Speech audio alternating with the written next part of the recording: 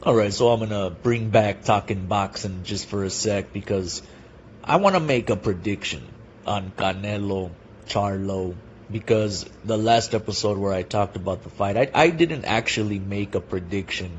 I was just kind of um, just generally speaking on the fight, like if it's gonna be interesting or not. And I said it is kind of interesting, but I'm making it seem like it's a foregone conclusion that Canelo is gonna win the fight, as if he has this insurmountable advantage because he is used to the weight class that they are fighting at. 168, Charlo coming up from 154. That's two weight classes. But here's the thing that I failed to mention. And you can see it. You can see it in the press conference. When you see Canelo and Charlo, face to face, Charlo is actually bigger than Canelo, yo. I mean, he fights, he might fight at 154, so technically speaking, he's a smaller guy than Canelo, because Canelo's fighting at 168, or 168, and Charlo's fighting at 154. I think this fight actually might be at 160 though, now that I think about it. But anyway, Charlo's natural walking around weight, meaning the weight that Charlo is at normally when he's not in a training camp, when he's not getting prepared for a fight, this dude is walking around at 170. Okay, 170, 175. So naturally, Charlo is actually bigger than Canelo. Let's get that straight. Let's get that out of the way. Charlo is, he's actually naturally bigger than Canelo. So let's not paint this story like, oh, Charlo is this immense underdog coming up to fight a much bigger man. Like this isn't like Canelo going up to fight Dimitri Bivol. This ain't like Mikey Garcia moving up in weight to fight Errol Spence. Charlo is naturally a bigger man than Canelo. He just fights at 154. Maybe because, he likes to bully the smaller guys than him. Because who knows what weight he rehydrates to come fight night. I don't know. I don't watch Charlo's fights. But with that said, I do think that Canelo is comfortable at the weight he's fighting at and at the weight that this fight is taking place. And I think that Charlo is going to be quite surprised by not just the punching power of Canelo. That's something that people are making a big fuss about. But I think more so it's actually the skill and technique of Canelo that's going to surprise Charlo more than anything. You know what I mean? He's going to be like, wow, this boy is actually pretty good. I've been calling him out and talking about his skills or lack thereof, but damn, he's actually pretty damn good. This is the biggest crowd I ever fought in front of. So, I think that it's definitely going to be interesting to see how, how the styles clash. It's going to be interesting to see Charlo's response to Canelo's boxing skill. And I think it's going to be interesting to see how Canelo responds to Charlo's height advantage that he does have. He might even have a reach advantage as well, actually. Canelo's a small dude. He's actually a small cat, man. You know what I mean? That's what makes it even more impressive. And a lot of people don't really talk about it. People just talk about Canelo like if, everything he's done is pretty normal and ordinary. Like, bro, Canelo is kind of similar to what Manny Pacquiao did, dog. When Manny Pacquiao moved up from fucking strawweight all the way to welterweight. Canelo moving up from middleweight to light heavyweight. Probably not the same, probably not the same level as Pacquiao moving from strawweight, but it's still pretty impressive because Canelo is a small cat. Like, he's actually small when you look at his body. When you look at him, I mean, he's got a big old head. He's Mexican. You know what I mean? Even though he looks European, but his big ass head tells you all you need to know that he definitely has Mexican blood in him.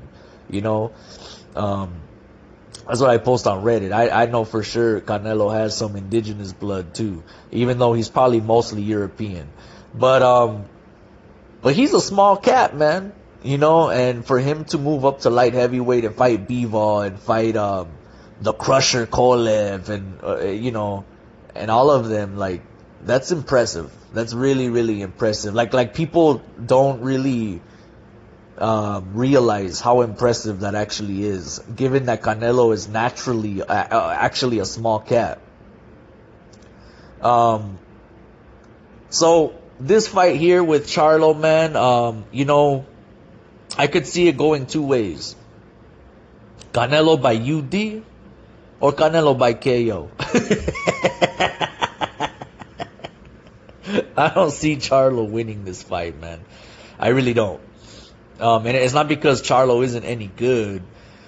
I think that really the main thing for me is the inactivity. You know, when I seen that he hasn't fought in like a year and a half or something like that, or a year and a few months. You know, even though Charlo himself will tell you that that's nothing, that, you know, he stayed busy throughout that entire time off sparring. He knows damn well that sparring and actually getting in the ring and fighting officially are entirely different animals, entirely different monsters. You could spar all day, every day. It doesn't compare to getting in the ring under those bright lights with a megastar like Canelo, which is something Charlo has never experienced. You know what I mean? Charlo probably draws like maybe 3,000 fans for his fights. 4,000 maybe at best, being generous. Bro, there's gonna be like, you know, 12,000, 15,000 fans in the arena. I don't know how many fans can pack, you know, Las Vegas, MGM Grand. You know, but he's gonna be, you know, he's gonna be under the bright lights and in front of the biggest crowd he's ever fought in front of. And he's gonna get a taste of that big pageantry that Canelo brings for his fights. He is the face of boxing, undisputed. You know what I mean? And he's gonna be like a deer caught in the headlights. Honestly, that's what I see Charlo. And the reason I'm saying that also is because I've been watching the All Access Showtime episodes, and I also seen the press conference, the final press conference between him and Canelo. Bro, Charlo, he looks like he's a man that is shooting his shot, but knows damn well it's most likely gonna miss. That's Charlo's energy to me. He was super polite, as was Canelo, but I noticed that like Canelo told him something at one point. He said something like, come Saturday, you're gonna see, and then Charlo just went, okay. Like, he didn't even, you know what I'm saying? Like, he didn't even, I don't know, man. Charlo just, I'm not saying he seems scared or intimidated, but he does seem like the energy I'm getting from Charlo is that of a man who is shooting his shot, but knows that most likely is gonna miss. That's the energy I'm getting. Not necessarily that he's scared or anything like that. Although, like I said, I would be willing to bet that come fight night, man, when he makes his way to the ring, and he's in that ring, man, and under the bright lights, big fight, you know, in front of all of those people, he's gonna get a little shock of reality. You know, like, oh shit, like this is this is really happening. This is the real deal. Holyfield. Like, you know, that's the kind of thing I'm expecting. And you know what? Like I said, I could see Canelo by UD or by KO, but I'm gonna make this fun. I'm gonna make this fun, y'all. And I'm predicting tomorrow night, Saturday, Canelo will beat Charlo by way of KO inside of 9 rounds. I'll pick round number 9. Round number 9. Canelo's gonna KO Charlo. I don't know if it's gonna be a body shot or if it's gonna be a headshot, but it's gonna be a KO, possibly ref stoppage. Round 9. Round 9 or inside of 9. That's my prediction. And tune in, guys, because it's got a pretty good undercard as well. I seen the press conference for the undercard fights.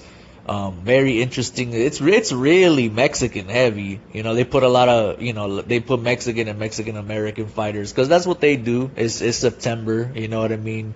Hispanic Heritage Month, September 16th, Mexican Independence Day, popped off, and Mexicans and Mexican Americans are keeping boxing alive. I'm gonna tell you right now, that's a conversation that boxing fans aren't ready for. But really, we're the ones that put money into this shit, man.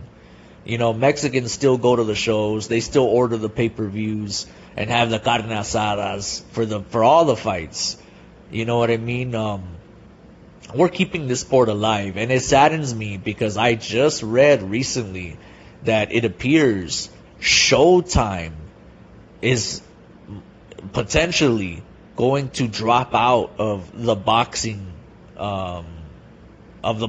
world. Is going to get rid of its boxing, man. Showtime, just like HBO did back in 2017 or 2018, whatever it was. But I read a report that Showtime is getting set to abandon its boxing venture, which is terrible news because after HBO left, man, I'm going to be real, not even Showtime has been able to fill the void that HBO left, HBO boxing. But Showtime has been as close as it gets, though. It's been as close as it could possibly get to kind of filling in that void. And now that they're going to be gone, it appears, I hope not. I hope that's just a rumor. And I don't think it's been confirmed. But if Showtime does leave boxing, it's going to be terrible, man. I don't know, because the zone is really overpriced, and I don't know, and beyond the overpriced package that they offer, but it's also like, I don't know, man, like their production is just not up to par with, certainly not HBO when HBO boxing was around, but not even to Showtime either.